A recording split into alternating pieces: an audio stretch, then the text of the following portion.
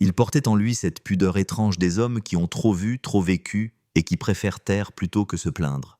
Jude Law n'a jamais été de ceux qui s'exposent inutilement. Il avançait, rôle après rôle, avec cette élégance presque fragile, comme s'il portait un secret qu'il refusait de nommer. Et pourtant, aujourd'hui, à 52 ans, c'est lui qui décide de parler. Pas pour faire du bruit, pas pour réparer une image, mais parce qu'il y a des dettes morales qui finissent par peser trop lourd si on les garde pour soi. L'autre nom, celui qu'il prononce presque à mi-voix, c'est Johnny Depp. Deux trajectoires immenses, deux univers, deux hommes que la presse n'a cessé de comparer, d'opposer, parfois même d'utiliser l'un contre l'autre. Mais la vérité, celle que Jude n'a jamais racontée publiquement, est bien plus intime, bien plus humaine. Dans l'un des moments les plus incertains de sa vie, quand les portes se refermaient et que l'industrie le jugeait trop vite, c'est Johnny Depp, discret, en retrait, loin des projecteurs, qui a tendu la main. « Je ne l'ai jamais oublié », souffle Jude Law dans l'entretien qui nous a été accordé. « Et je ne veux plus que ce geste reste dans l'ombre. C'est pour cela qu'il parle maintenant. Pas pour réécrire l'histoire, mais pour rétablir une vérité silencieuse. Parfois, ceux qu'on croit brisés sont ceux qui savent le mieux porter les autres. » Cette confession n'allait pourtant pas de soi. Pendant des années, Jude a préféré l'ellipse, les demi-mots, la retenue. Il savait que s'il évoquait l'aide de Johnny Depp, il serait immédiatement happé par le tourbillon médiatique qui accompagne depuis longtemps le nom de l'acteur américain. Il ne voulait pas être un chapitre de plus dans un livre qui ne lui appartenait pas. Mais aujourd'hui, quelque chose a changé. Peut-être l'âge, peut-être la distance, peut-être simplement la nécessité d'être juste. Ce qui transparaît dans sa voix, ce n'est ni la nostalgie, ni la culpabilité. C'est autre chose. Une forme de reconnaissance grave, pesée, mesurée. Une gratitude qu'il a longtemps gardée comme un secret de tournage. Il y a dans son regard, nous l'avons vu lors de l'interview, cette lueur prudente des hommes qui s'apprêtent à révéler une vérité qui, même petite, a façonné une partie de leur vie. Car cette histoire commence à une époque trouble, où Jude Law traverse une zone d'ombre discrète, loin des scandales tapageurs, mais suffisamment profonde pour laisser une trace. Un moment où un seul geste, un appel, un conseil, un silence respectueux peut tout changer. Alors pourquoi maintenant ? Pourquoi décider à 52 ans de briser le silence ? Est-ce pour rendre hommage ? Pour se libérer ? Ou parce qu'il sait que certaines dettes morales ne s'effacent que lorsqu'elles sont dites ? Et surtout, qu'a réellement fait Johnny Depp dans l'ombre ? Quel lien secret unissait les deux hommes ? Et pourquoi avoir choisi de le révéler seulement aujourd'hui ? Ils ne se sont pas rencontrés sous l'éclat d'un projecteur, ni dans l'euphorie d'une soirée mondaine. Leur première véritable conversation remonte à la fin des années 90, à un moment où Hollywood s'ouvrait aux jeunes visages britanniques et où Jude Law, encore auréolé du succès de Gattaca et du théâtre londonien, naviguait entre admiration et vertige. Johnny Depp, lui, était déjà dans cette zone étrange où l'on devient une icône presque malgré soi, trop célèbre pour la discrétion, trop sensible pour le jeu public permanent. Jude s'en souvient avec précision. Je savais qui il était, évidemment. Tout le monde savait. Mais ce soir-là, c'était différent. Il y avait quelque chose d'humain, de simple. C'était lors d'un dîner de travail organisé par un producteur commun. Une longue table, des conversations croisées, et au milieu de cette agitation apparemment légère, Jude ressentait ce malaise discret que les jeunes acteurs connaissent trop bien. L'impression qu'il fallait constamment prouver quelque chose, l'impression qu'une seule maladresse pouvait vous faire perdre un rôle. Johnny, assis quelques sièges plus loin, semblait ailleurs. Pas distrait, non, ailleurs. Comme s'il observait tout avec un léger décalage, une distance teintée de lucidité. Et c'est ce décalage-là qui a attiré Jude. Pas la star, pas le mythe, l'homme qui restait en retrait, qui parle doucement, qui écoute avant de répondre. La conversation n'a pas commencé par un échange formel. Pas de présentation cérémonieuse. Juste une remarque de Johnny, posée avec ce calme singulier. « On dirait que tu te demandes encore si tu as ta place ici. » Jude a ri, un peu gêné. « Ça se voit tant que ça ?» Johnny a haussé légèrement les épaules. « J'ai mis 10 ans à arrêter de me poser la question. Et parfois, je me la pose encore. » Ce fut la première fissure dans l'armure. La première preuve qu'au-delà de la célébrité, Depp comprenait le poids invisible qui accompagne les acteurs à l'aube de leur carrière. Ils ont parlé longuement. De Londres, de musique, de cette sensation d'être trop observé et pourtant parfois invisible. Johnny, lui, a dit une phrase que Jude n'a jamais oubliée. Le vrai piège, ce n'est pas d'être célèbre, c'est de devenir quelqu'un que tu ne reconnais plus. Cette phrase, il la répète encore aujourd'hui, presque mot pour mot. Mais la rencontre ne s'arrête pas à cette soirée. Les semaines suivantes, leurs chemins se croisent à nouveau, presque par hasard, dans des studios, lors d'auditions, dans ces couloirs impersonnels où les acteurs attendent d'être appelés. Chaque fois, Johnny était le premier à saluer, à poser une question simple, presque banale, mais qui sonnait juste. « Comment tu tiens le rythme ? Tu dors un peu ? Tu gères la pression ? » Ah. Kindersinasi. Jude raconte ce détail avec un léger sourire. À l'époque, je ne m'attendais pas à ce qu'il se souvienne de moi. Il avait ce statut, cette renommée mondiale. Mais il voyait tout, je ne sais pas comment dire autrement. Johnny regarde les gens comme s'ils étaient plus importants qu'il ne l'est lui-même. La relation s'est doucement construite autour de cette forme de reconnaissance mutuelle. Pas une amitié fusionnelle, pas une proximité quotidienne, mais une compréhension silencieuse, rare, presque instinctive. Un soir, lors d'un tournage à Los Angeles, Jude traverse une période d'incertitude professionnelle. Un rôle qui lui échappe, une critique injuste, la sensation d'être trop anglais, trop sensible pour l'industrie américaine. Johnny passe le saluer entre deux scènes. Il le trouve seul, un script à la main. « Tu crois que ça vaut de la peine ?» demande Jude, dans un souffle que seul un autre acteur peut vraiment entendre. Johnny ne répond pas tout de suite. Puis il dit « Ça vaut la peine si toi tu en as encore envie. Le reste, c'est du bruit. » Et le bruit finit toujours par passer. Ce soir-là, Jude comprend que Johnny Depp n'est pas le mentor qu'on choisit. C'est le mentor qui se présente quand on en a besoin, sans faire de discours, sans s'imposer. Cette rencontre, simple, discrète, presque effacée, deviendra, des années plus tard, le point de départ de ce que Jude Law décrira comme un soutien que personne ne voyait, mais que moi, je ne pouvais pas oublier.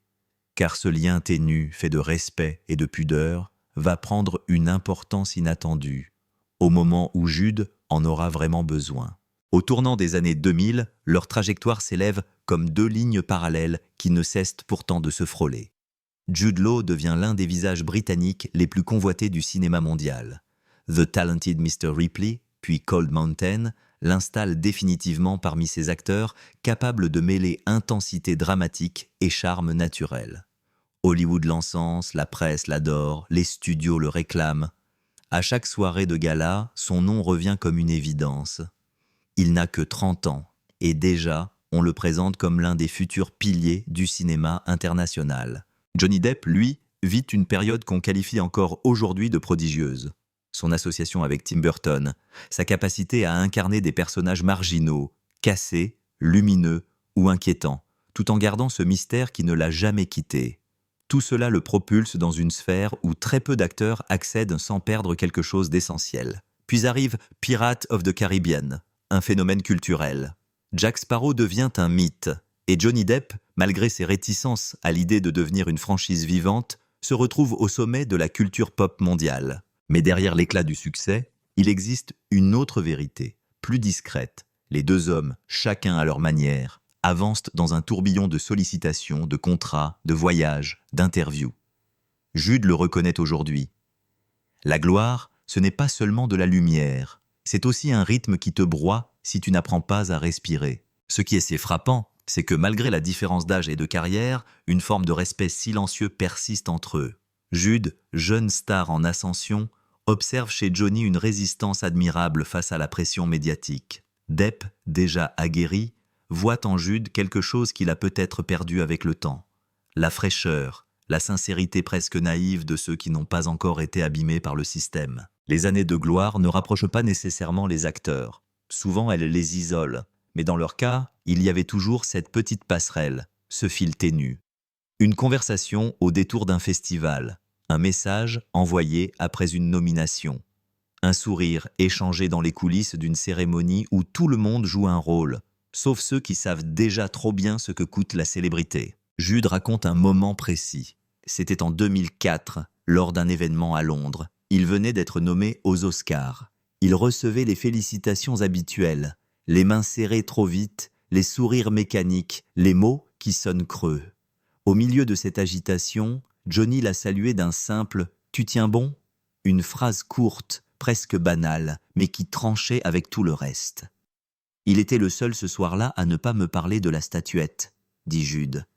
Il me parlait de moi. Ce sont ces petits fragments d'authenticité qui, avec le temps, ont donné du poids à leur relation. Rien d'exubérant, rien de spectaculaire. Johnny n'était pas un confident quotidien, mais il restait une présence, une boussole morale imprévisible mais sincère. Il faut rappeler aussi que la presse, à l'époque, aimait créer des rivalités. Deux hommes séduisants, talentueux, adulés. La comparaison était inévitable, mais eux ne s'y prêtaient pas. Jude, prudent, se tenait à distance des faux récits. Johnny, fidèle à lui-même, refusait de jouer le jeu. « Le public adore inventer des duels », disait-il un jour à Jude. « Mais nous, on n'est en compétition qu'avec nos propres démons. C'est dans cette vérité silencieuse que se construit l'essence de leurs années de gloire. Deux carrières qui brillent, deux silhouettes sur des affiches, deux noms titrés par la presse. Mais derrière, deux hommes qui avancent avec leurs doutes, leurs blessures, leurs questions, et, parfois, avec un soutien discret offert au bon moment. Car ce sont exactement ces années, fastes en apparence, qui préparent le terrain de ce qui viendra ensuite, les premières fissures, celles qu'on ne voit pas encore, mais qui s'insinuent lentement, dans l'agenda trop chargé, dans les nuits sans sommeil, dans les choix de rôles qui deviennent plus lourds, dans les jugements extérieurs qui se multiplient. Les années de gloire ne durent jamais aussi longtemps qu'on le croit. Et quand elles commencent à se fissurer, certains découvrent qu'ils sont seuls, d'autres savent qu'une main se tendra, même dans l'ombre. Et pour Jude Law, cette main-là aura un nom qu'il n'oubliera jamais. Les fissures ne surgissent jamais d'un seul coup. Elles commencent par un détail, une fatigue, un silence que l'on croit passager. Jude Law l'a souvent dit, ce n'est pas une chute, c'est une lente dérive. Et pour lui, cette dérive s'ouvre dans la deuxième moitié des années 2000, au moment même où sa carrière semble pourtant la plus solide. Mais alors, comment un homme aussi adulé peut-il se sentir soudain fragilisé? Il y a d'abord l'exposition médiatique, plus agressive, plus intrusive. Les paparazzis transforment sa vie privée en spectacle permanent. Les tabloïds, eux, découpent son existence en titres faciles. À chaque film, on ne lui parle plus du rôle, mais de ce qu'il vit en dehors des plateaux. Jude commence à comprendre ce que Johnny lui avait murmuré des années plus tôt. Le piège, c'est de devenir quelqu'un que tu ne reconnais plus. Puis viennent les choix professionnels.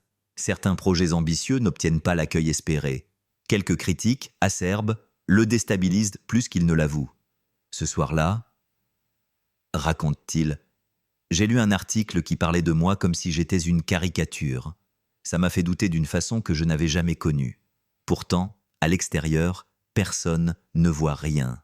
Jude sourit, Jude assure les interviews, Jude enchaîne les rôles.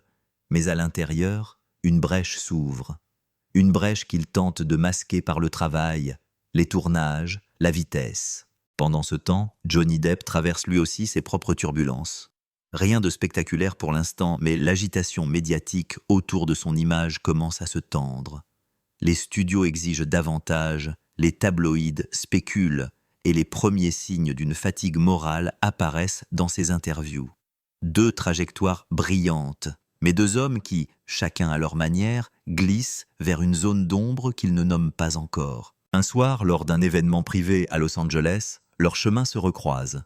Jude arrive fatigué, presque absent. Johnny le remarque immédiatement. « Tu vas bien ?» demande-t-il, avec cette voix douce qui n'a jamais cherché à juger. Jude hésite, puis il répond « Je crois que je m'effrite un peu. » Johnny ne sourit pas. Il pose simplement une main sur son épaule. Ça arrive. La vraie question c'est « Tu t'autorises à t'arrêter ?» Mais Jude ne s'arrête pas. Il accélère même. Plus de rôle, plus de promotion, plus de déplacement. Comme si la seule manière de traverser la tempête était d'avancer plus vite qu'elle. Pourtant, cette stratégie ne tient pas longtemps. Les fissures s'élargissent au fil des mois. On le dit moins lumineux, trop sérieux, trop distant. Certains producteurs hésitent. Les journaux, toujours avides, amplifient chaque imperfection. Et Jude, pour la première fois, sent une inquiétude sourde.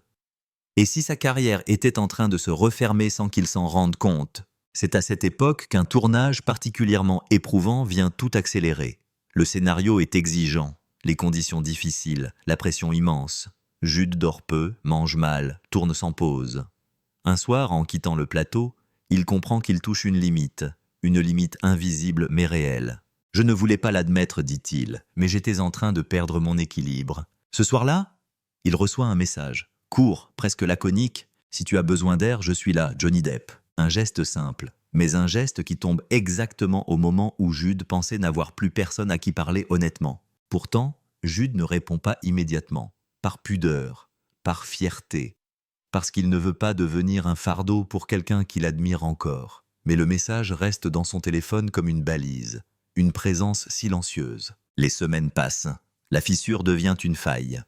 Un jour, après un rendez-vous éprouvant avec un studio qui remet en question un projet auquel il tenait, Jude s'isole dans sa loge. Il ne pleure pas, mais il sent que quelque chose cède en lui. Et c'est là, précisément là, qu'il rouvre le message de Johnny. « Je suis là. » 3 mots, c'est peu. Mais parfois, si tout vacille autour de vous, 3 mots peuvent suffire à empêcher la chute. À partir de ce moment-là, la relation entre les deux hommes va changer de nature, plus directe, plus profonde, plus essentielle.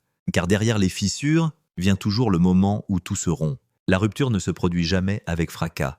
Elle arrive par accumulation, jusqu'au moment où tout cède d'un seul coup. Pour Jude Law, ce moment-là survient à une période où son entourage pense qu'il va mieux, où les studios recommencent à lui faire confiance, où les magazines titrent déjà sur le retour de Jude Law. Mais la façade cache souvent ce qu'on refuse encore de nommer. Ce soir-là, après une journée d'interview sans répit, Jude sent une fatigue étrange, différente, presque inquiétante. Rien de spectaculaire.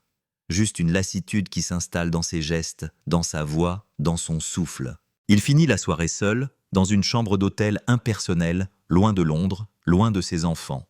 Il sait qu'un tournage l'attend le lendemain, puis un vol, puis encore un plateau. Mais alors, que reste-t-il quand l'élan disparaît? Ce qui provoque la crise n'est pas un accident grandiose, ni un scandale éclatant. C'est une phrase prononcée par un producteur lors d'une réunion tendue. « On ne sait plus très bien qui tu es, Jude, et ça pose problème. » Ces mots, dits presque froidement, deviennent comme une lame.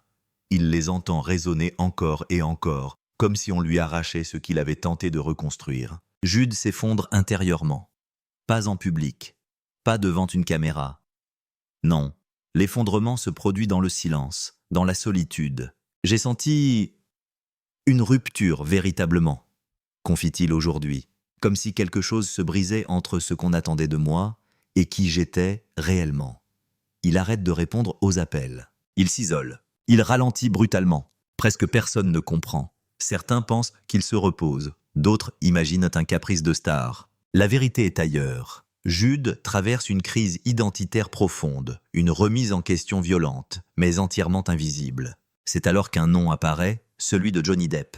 Pas dans les médias, pas dans les conversations mondaines, mais dans le téléphone de Jude. Un appel. Pas un message cette fois. Un appel. Jude hésite. L'écran s'allume, s'éteint, puis s'allume encore. Pourquoi Johnny appelle-t-il précisément ce jour-là? Jude ne le saura jamais vraiment. Mais il décroche. « Alors, tu t'autorises enfin à t'arrêter ?» La voix est calme, presque murmurée, pas intrusive, pas curieuse. Jude ne répond pas tout de suite. Il respire, il écoute, et Johnny enchaîne. « Je sais ce que c'est, tu sais. Quand on ne se reconnaît plus, tu n'as pas besoin d'expliquer. » Cette phrase, simple et nue, ouvre quelque chose. Jude parle. Pas longtemps, pas en détail. Mais pour la première fois depuis des mois, il laisse tomber l'armure. Il dit son épuisement. Il dit son doute.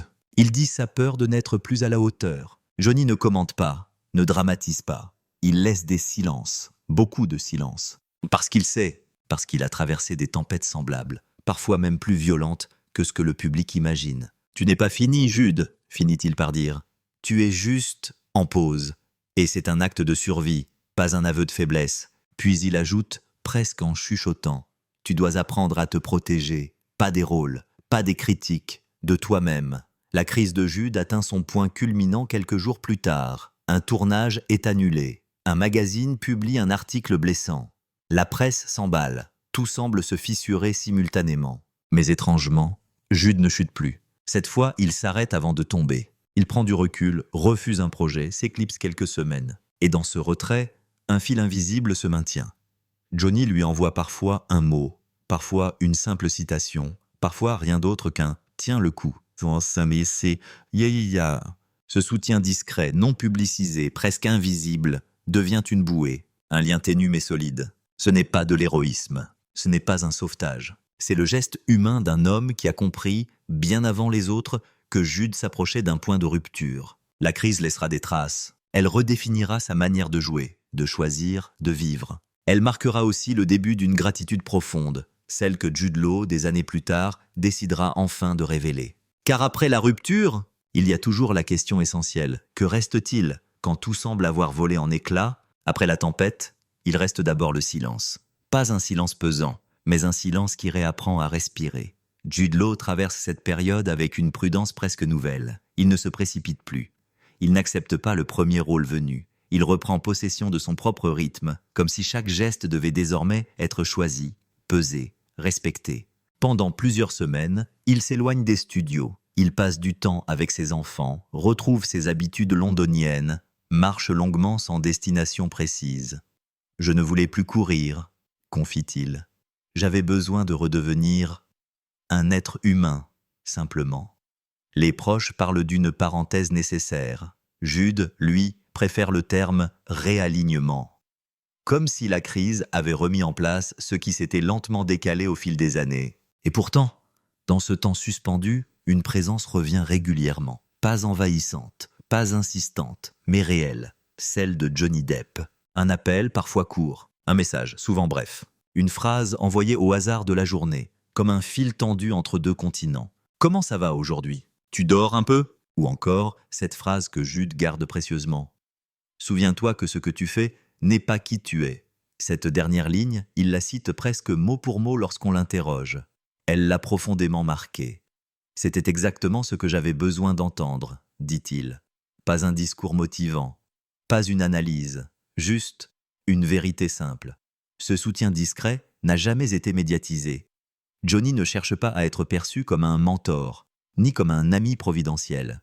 Il offre ce qu'il peut, une écoute, un souvenir, une expérience vécue qu'il transmet sans l'imposer. Et Jude, peu à peu, recommence à se relever. Il accepte d'abord un projet plus modeste, un film indépendant, un rôle plus intérieur, plus fragile. « C'était la première fois depuis longtemps que je me choisissais moi », dit-il. Et le public le remarque. La critique parle d'un retour à l'essentiel, d'un acteur réconcilié avec ses nuances. La presse ignore tout du soutien reçu en coulisses. Seuls quelques proches savent que certains soirs, avant de tourner, Jude relisait un message de Johnny, comme un rappel, comme un ancrage. Pourtant, cette période n'est pas uniquement marquée par la douceur. Elle est aussi faite de doutes. Jude hésite. Parfois, il pense qu'il n'a plus la même légitimité. D'autres fois, il craint de retomber dans la même spirale. Mais chaque fois que l'angoisse remonte, un détail suffit. Une conversation avec ses enfants, une scène qu'il réussit, une phrase qu'il prononce enfin avec sincérité. Et, quelque part, cette certitude calme. Quelqu'un, à distance, sait ce qu'il traverse. Un jour, alors qu'il tourne en Europe, Johnny lui envoie une note vocale. Sa voix est posée, presque fatiguée, mais profondément honnête. « Tu n'as pas besoin de prouver quoi que ce soit. Pas à l'industrie. Pas au public. Seulement à toi. Et tu l'as déjà fait, Jude. » Jude écoute ce message plusieurs fois. Il ne répond qu'un simple « merci ». Johnny n'attend jamais plus. Ce n'est pas un échange basé sur l'intensité, c'est un échange fondé sur la justesse. Dans les mois qui suivent, Jude retrouve une forme d'élan. Pas celui d'avant. Pas cette énergie nerveuse qui l'emportait trop vite. Une autre, plus mature, plus ancrée. Il choisit des rôles plus complexes, travaille sur des personnages plus durs, plus obscurs parfois, mais dans lesquels il peut déposer quelque chose de vrai. Et surtout, il recommence à aimer son métier, ce qui n'est jamais gagné après une rupture. Quand on lui demande s'il a senti un tournant, Jude répond sans hésiter « Oui, le tournant c'est le moment où j'ai accepté de ne plus tout porter seul. » Une phrase simple, mais essentielle. Quant à Johnny, il continue son propre chemin. Avec ses propres combats, ses propres tourbillons médiatiques. Jude sait que l'homme qu'il a connu, discret, attentif, pudique, affronte désormais une pression démesurée. Et pourtant, il n'oublie jamais le soutien reçu. Il le porte comme une dette morale, mais aussi comme une leçon humaine. On pense souvent qu'il faut un grand geste pour aider quelqu'un, dit Jude. Mais parfois, c'est juste être là, même à distance. Johnny a fait ça pour moi, et je ne l'oublierai jamais. Après la tempête, il ne reste ni héroïsme, ni drame. Il reste ce fil invisible qui relie deux hommes au-delà de la célébrité, au-delà du bruit. Un lien fait de pudeur, de respect et d'une humanité rare. La révélation ne surgit jamais d'un besoin de se justifier. Elle naît d'un moment où le silence devient trop lourd, trop injuste, trop éloigné de ce que l'on porte réellement dans le cœur. Pour Jude Law, ce moment arrive à 52 ans, un âge où l'on ne cherche plus à séduire l'opinion, où l'on ne redoute plus la critique comme autrefois, où l'on est enfin capable de nommer ce que l'on doit et à qui on le doit. Je pense qu'il est temps que je le dise, commence-t-il, la voix plus basse qu'à l'ordinaire. Ce n'est pas une déclaration faite devant un public, pas une conférence de presse, pas une opération calculée. C'est une phrase soufflée au micro, en privé, lors de notre entretien. Une phrase qui change doucement la tension de la pièce. Une phrase qui annonce qu'il va briser un silence qu'il a entretenu pendant plus de 2 décennies. Il regarde longuement devant lui puis murmure. « Johnny m'a aidé dans un moment où personne ne savait que j'allais mal. Et il l'a fait, sans rien attendre. » Un léger tremblement, à peine perceptible, marque ce mot, mal, comme s'il n'avait jamais vraiment osé le formuler. Jude inspire profondément. Il laisse un silence qui dit plus que toutes les explications. Il raconte alors ce que le public n'a jamais su. Comment, au cœur de sa crise, alors qu'il doutait de sa légitimité, de son métier, de lui-même, Johnny Depp l'avait soutenu sans un geste public, sans un mot à la presse, pas comme une star à une autre star, mais comme un homme qui reconnaît la détresse d'un autre homme. Dans ce milieu, on parle beaucoup, on promet, on conseille, mais très peu agissent. Johnny, lui, il s'est contenté d'être là, et ça a fait toute la différence. Il marque une pause, ses mains se rejoignent lentement, comme pour retenir une émotion qui monte. Je ne voulais pas l'exposer. Je savais ce qu'il vivait, ce que la presse lui faisait subir. Je ne voulais pas qu'on interprète mal notre relation, ou qu'on dise qu'il se servait de moi, ou que j'essayais de me servir de lui. Alors j'ai gardé le silence. Trop longtemps peut-être. Ce trop longtemps résonne comme un aveu, un regret discret, une reconnaissance retenue pendant des années. Puis Jude poursuit. Il ne le dira jamais. Il ne voudra jamais qu'on en parle. C'est sa nature. Mais je dois le dire, moi. Parce que je ne suis pas sûr que les gens comprennent à quel point il peut être généreux, discrètement, invisiblement. Il choisit chaque mot avec la prudence de ceux qui savent que la vérité peut être déformée dès qu'elle sort dans le monde. Mais il ne recule pas. Quand tout s'effondrait autour de moi, il a été la seule voix qui ne me jugeait pas. La seule. Chaque syllabe est posée lentement, avec une gravité contenue. Nous lui demandons pourquoi il a choisi ce moment précis pour le révéler. Jude réfléchit longuement. Puis il dit, presque dans un souffle, « Parce que je ne veux plus laisser cette partie de mon histoire dans l'ombre, et parce que, à force de le voir se battre seul contre la rumeur, les procès médiatiques, les jugements rapides, je veux que le monde sache aussi qui il est réellement. L'homme, pas le personnage. » Un autre silence. Profonde, lourde, mais nécessaire. Il ajoute, « Il y avait une époque où je pensais que la gratitude devait rester privée. Maintenant, je me dis que certaines vérités doivent être dites, pas pour provoquer, pas pour influencer, simplement parce qu'elles sont justes. » Il raconte alors un détail que personne ne connaissait. Lors de l'un des tournages les plus difficiles de sa vie, Jude avait envisagé de se retirer du cinéma pendant un temps.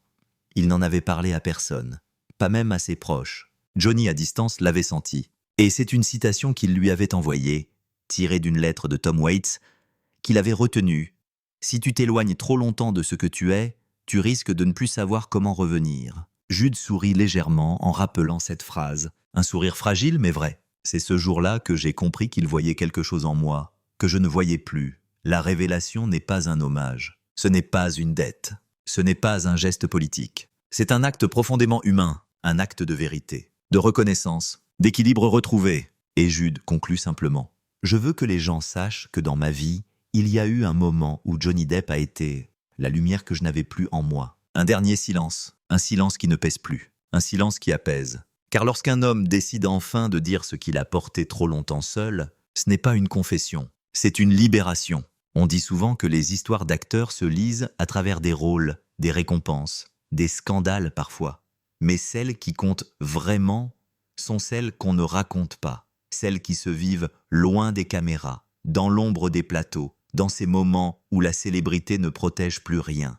Lorsque Jude Law referme aujourd'hui ce chapitre, ce n'est ni pour se glorifier, ni pour écrire une morale. C'est pour rétablir une humanité oubliée derrière les biographies officielles.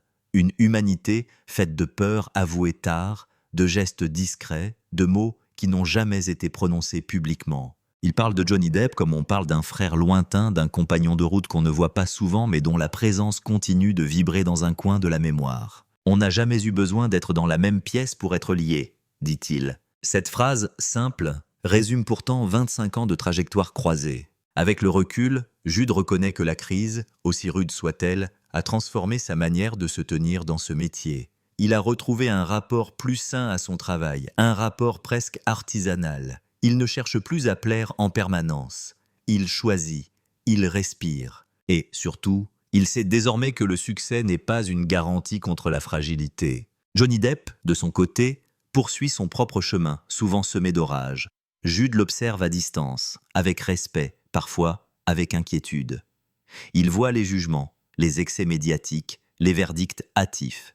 Et il se dit, sans jamais l'affirmer publiquement, que l'homme qu'il a connu reste là, intact quelque part, derrière le tumulte, discret, généreux, rétif à l'injustice. J'ai voulu parler parce que les gens oublient que nous sommes des êtres humains, souffle Jude.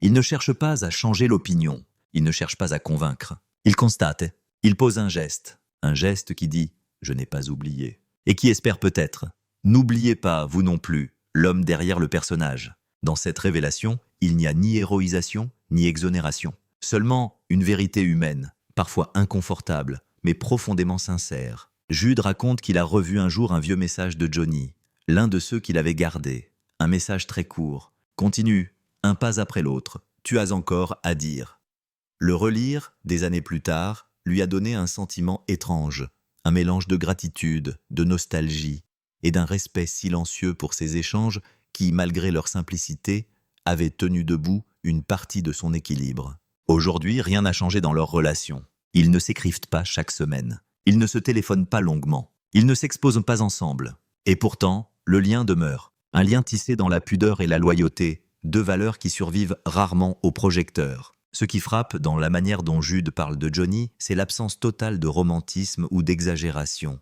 Il ne cherche pas à magnifier. Il s'en tient à une réalité simple. À un moment précis, un homme en a aidé un autre. Sans témoin, sans contrepartie, sans stratégie. Et cela suffit à rester dans une vie entière. Nous lui demandons ce qu'il ressent maintenant que cette vérité est dite. Il réfléchit longuement, puis répond « Je me sens en paix, pas soulagé, en paix. » Comme si une partie de mon histoire retrouvait enfin sa place. Il marque un temps, puis ajoute, avec un sourire presque imperceptible. Je ne sais pas ce que Johnny pensera en apprenant que j'en ai parlé. Probablement qu'il haussera les épaules, qu'il dira « Fais ce que tu veux, vieux, mais ça n'a plus d'importance. » Ce qui compte, c'est que ce soit dit, que ce soit juste. L'entretien s'achève. Jude se lève, remercie calmement, ajuste sa veste. Aucun effet de style, aucune conclusion éclatante. Juste un homme qui a décidé, à 52 ans, de dire enfin ce que la pudeur l'avait empêché de formuler pendant plus de 20 ans. Et quand la caméra s'éteint, il reste un silence. Un silence doux, presque tendre. Un silence qui n'a plus besoin de cacher quoi que ce soit. Sur la table, il reste une photo. Deux visages, deux trajectoires. Deux hommes qui, un jour, se sont simplement compris. Le temps, lui, ne dit plus rien.